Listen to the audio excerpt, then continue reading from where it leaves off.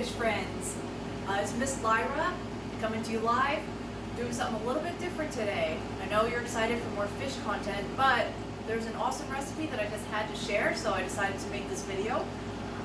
Today, we are going to be making homemade fettuccine Alfredo, everything from scratch, pasta and sauce. So, what we have today, we're going to need 4 eggs, make sure that they are room temperature, 3.5 cups of sifted flour, we've got a half teaspoon of salt, and 2 tablespoons of water.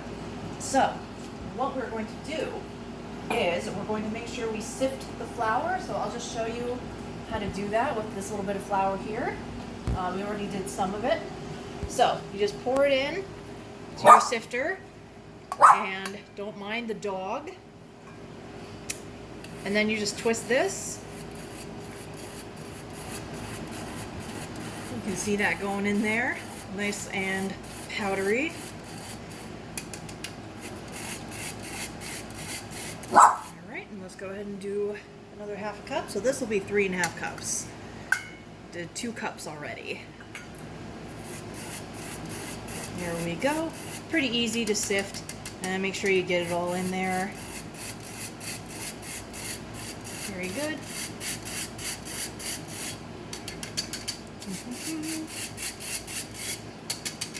Come on. There we go. Just crack your egg. There we go. All right, and you want to do 4 of those. So you want to take your salt, throw that in, and the water, and just dump that in. Okay, so now for the mixing, it really helps to have a KitchenAid. You can do this by hand or with a hand mixer, but I don't know, if you want to do that, you go for it. We're going to use a KitchenAid. So when you're using these, what you want to start out with is this type of paddle. So we're going to put it in, make sure you lock it, and we're going to stir it on setting 2 for 30 seconds. After you stirred it for 30 seconds with that other paddle, then you want to switch to the J-hook paddle, and you want to stir this on setting 1 for 2 minutes. Now, if the dough doesn't feel quite right, if it's a little too dry, all you need to do is add a little more water. And if it's too wet, just add more flour. So this is what our dough looks like right now. It's actually a little bit sticky, so I might add some more flour to it. So now what we're going to do is we're going to take this and we're going to knead it for, I think, a minute or 2? 2 minutes. Alright, so that's what we're going to do. Just knead it. Actually, it feels pretty good. Finish kneading. What you want to do is take your blob of dough and stick it on some saran wrap. So I added a little bit of flour because it was a little sticky. So now we're going to make sure we wrap it up so it doesn't dry out. Nice and tight there. There we go. Now we're going to let this sit for 20 minutes. Alright, so our dough has been sitting here for 20 minutes. A little more than that, but that's okay. So now what we're going to do is we're going to start making the pasta. So we're going to unwrap this. And it should be all nice and doughy. There we go. Alright, not too sticky. Okay, so usually what I like to do during this step is I like to cut it into 4 sections. So we're just going to do that. Like that. There we go. Okay. So now we're going to use the KitchenAid pasta maker. So what this one does is it flattens your pasta dough. So what you want to do is you want to start out on setting 1. Alright, so we're going to do that. And you can add a little bit of flour to this to help the pasta to not stick to it. Always helps. Alright, so we're going to run this through setting 1 twice. There we go. And you can speed it up a little bit too, it's not too slow. Alright.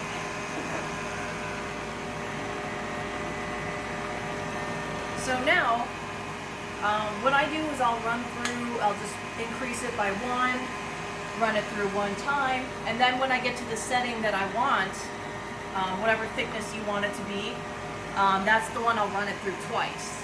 So I usually like to do up to 4. So right now I'm doing setting 3. I just ran it through 2, so we're doing 3 now.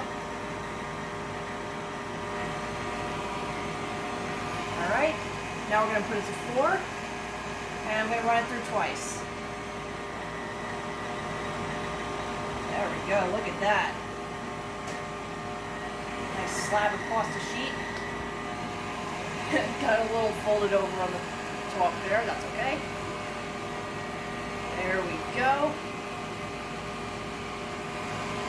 And this is obviously quite long. Oops. Shredded a little bit. That'll happen. So usually what I'll do is I'll just take a cutter and just cut it so it's just a little bit less cumbersome to work with. So we're going to flatten all of these out. Oops. And then we will get to the next step. And this is optional, but I find it helps to have a nice little rack to hang on, just so they don't like all stick together.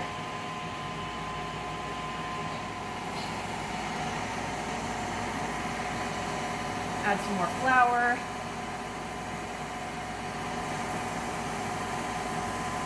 All right.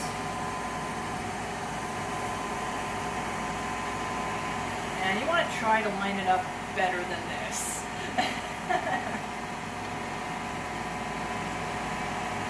It also helps to have another person there to help you out. But, you know, you can do it by yourself. There we go. Alright, so now that we're done with the pasta, all you have to do is boil it like normal, strain it, you're good to go.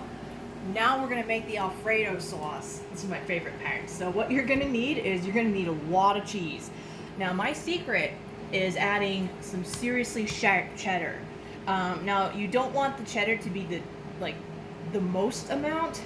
Usually what I'll do is I'll get like some kind of Italian mixes of cheese. Of course, you know, if you can get just natural blocks, that's, you know, just get like the best cheeses you can, or like your favorite cheeses, but some kind of Italian mix. Then we've got a big block of seriously sharp cheddar. I love this stuff, and this makes the Alfredo sauce really good. I'm also going to add this powdered Parmesan right here, and then you'll need half and half. Usually I'll use one of these and then the quart size, but you know, we just got this. And then of course we've got some garlic. Now you can make it as garlicky as you want. I love garlic, so we're gonna go with that. Okay, so the first thing you want to do is you're gonna take some butter. I usually don't do too much. I usually just do like maybe a quarter stick. And you're gonna use that for the bottom of your pan just to get like a nice layer going. And we're gonna saute the garlic. So first you want to shred it up, just, you know, any kind of like cheese grater or whatever, and you just kind of start shredding. Shred it up your garlic, and once your butter is melted, we're gonna go ahead and take the garlic and throw it in our pot, and we're just gonna saute it. So now you want your stove setting to be around like 3 or 4.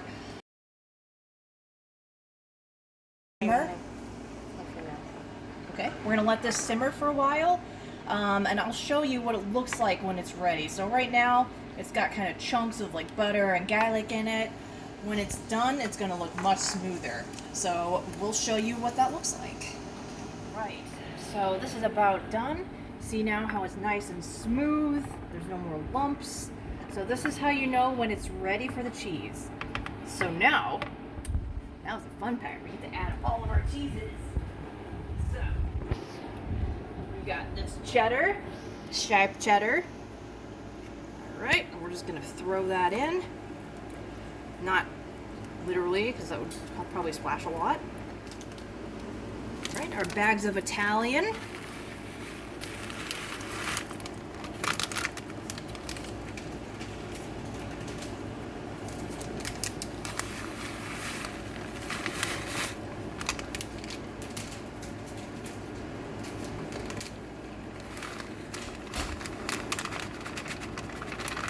we go. And our bag of Parmesan. Now you might be thinking, wow, that's a lot of cheese. Damn right it is. All right. Now, don't panic if it doesn't all melt, because it will. All right, so now that your sauce is done, we're gonna do the final step. So you're gonna take the sauce, and again, don't worry if the cheese isn't all melted. We're gonna dump it right in with the pasta. Here we go. Hopefully this won't make a mess.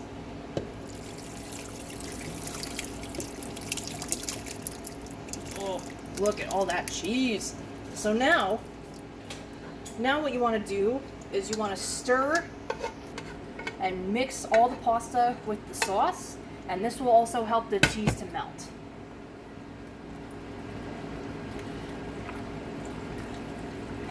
Make sure you get it all the way to the bottom. Oh yeah.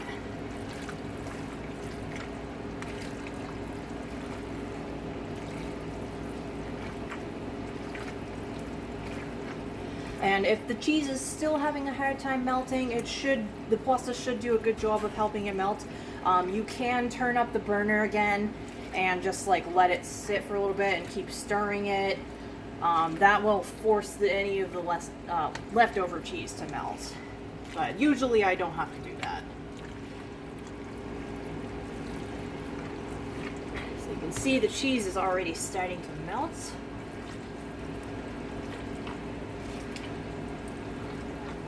Now that's once that's nice and mixed up, look at that. Look at how creamy that sauce is.